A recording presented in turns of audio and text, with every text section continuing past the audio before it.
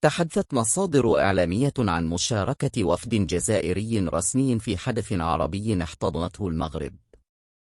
وعرف الاجتماع الخمسة لوزراء الإعلام العرب المنعقد أمس الأربعاء في المغرب مشاركة جزائرية. وكشفت مصادر إعلامية أن وفدا جزائريا برئاسة مسؤول رفيع في وزارة الاتصال شارك في الاجتماع بالعاصمة المغربية الرباط. وأفاد موقع العربي الجديد أن الجزائر خفضت مستوى تمثيلها إلى أدنى مستوى، مكتفية بترأس رئيس ديوان وزارة الاتصال رضوان ذبيح للوفد الذي يضم وزراء عرب وغيرهم. ولم تنشر وزارة الاتصال عبر صفحاتها الرسمية أي معلومة حول المشاركة في هذا الحدث.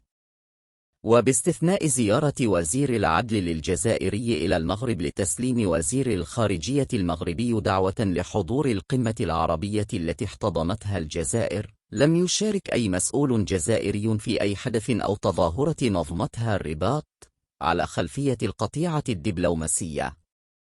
ولعل أبرز ما تمت مناقشته خلال هذا الحدث مواصلة الدعم الإعلامي للقضية الفلسطينية ومتابعة التحرك الإعلامي العربي في الخارج لصالح القضية الفلسطينية إلى جانب تحديث الاستراتيجية الإعلامية العربية.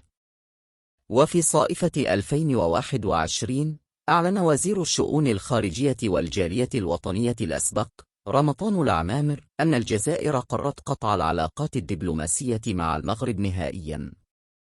وأرجع رمضان العمامر سبب اتخاذ هذا القرار إلى الأعمال غير الودية والعدائية من المغرب. وأكد العمامر أن قطع العلاقات لا يعني بأي شكل أن يتضرر المواطنون المقيمون بالمغرب والمغارية المقيمون بالجزائر، لأن القنصلية ستباشر عملها بشكل طبيعي، وستبقى هذه الأجهزة الإدارية تقوم بعملها القنصلي المحض دون أي مهمة تتجاوز هذا الإطار لضيق